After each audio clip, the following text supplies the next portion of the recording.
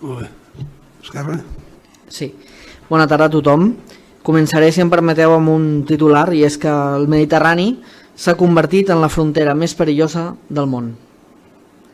Més de 14.000 persones mortes des del 2014, una catàstrofe humanitària que té unes dimensions equiparables al que comporta una guerra, un conflicte bèl·lic. 859 persones només durant el 2019. Això són xifres oficials, però es pensa que la xifra real de morts és encara molt més elevada. Ni Europa, ni l'estat espanyol, ni Catalunya no poden donar l'esquena a aquesta situació. És urgent l'establiment de corredors humanitaris segurs i de programes de reassentament, d'ubicació, així com les vies legals, buscar les vies legals i segures perquè es posi fi en aquest problema. Davant d'aquesta situació, diverses ONGs, Open Arms, SOS Mediterrani, Metges Sense Fronteres, Sea-Watch, entre d'altres, naveguen pel Mediterrani buscant vaixells a la deriva per rescatar persones i per salvar vides.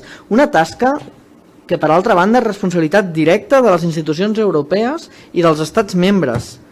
Però aquests no només incompleixen, sinó que és que, a més, posen traves, dificulten la realització d'aquesta tasca que estan fent les organitzacions de rescat al Mediterrani i que, en realitat, les haurien d'estar fent els estats.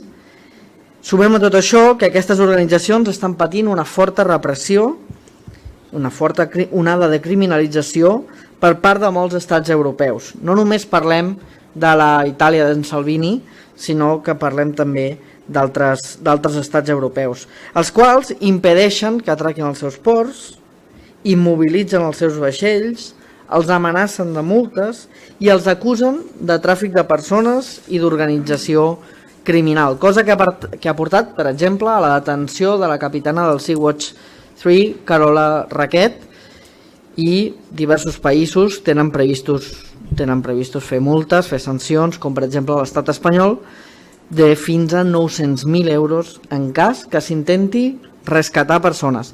Repeteixo, 900.000 euros de sanció per rescatar vides. Potser sóc jo, que sóc una mica raro, però diria que salvar vides mai no hauria de ser sancionable.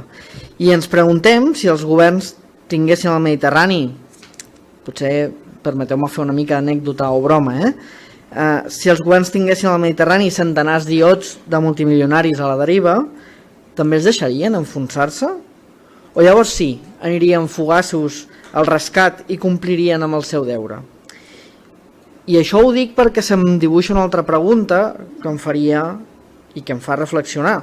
I és aquesta por al foraster? És pel seu origen, pel seu color de la pell, o és simplement perquè és pobre? Jo us convido que reflexionem quin és i potser trobem la solució al problema.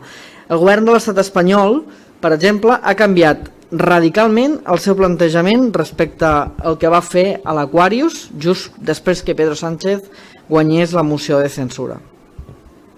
I ha passat d'obrir el port a l'Aquarius a retenir durant mesos el vaixell d'Open Arms, a tancar els ports i no acceptar nous desembarcaments, com per exemple la crisi que va tenir paralitzat durant setmanes el vaixell d'Open Arms en una situació límit davant la costa italiana fins al punt, doncs, com hem dit, amenaçar-los amb la sanció i a més, quan van enviar la fregata de l'Armada ja era massa tard.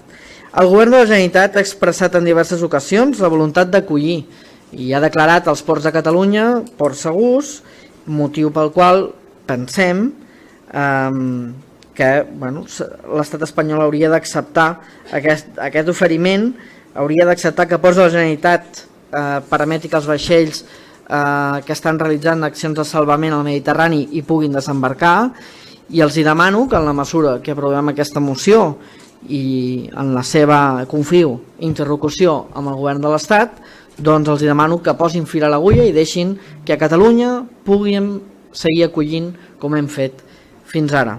El Parlament de Catalunya, a més, també ha expressat el seu suport a les entitats no governamentals que treballen per rescatar persones del Mediterrani a través de diverses mocions, com l'aprovada el 25 de juliol, i a més va aprovar donar la medalla d'honor a l'Òscar Camps, fundador d'Open Arms, i també a la Carola Raquet, capitana del Sea-Watch 3, com hem dit abans, com a mostra de suport a la seva tasca.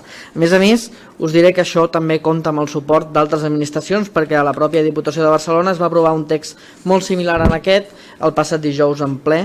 Per tant, us demano que voteu a favor i que sigui per unanimitat. Ens agradaria molt perquè creiem que és molt important per la tasca que realitzen aquestes associacions al Mediterrani. Gràcies. Molt bé. Glòria?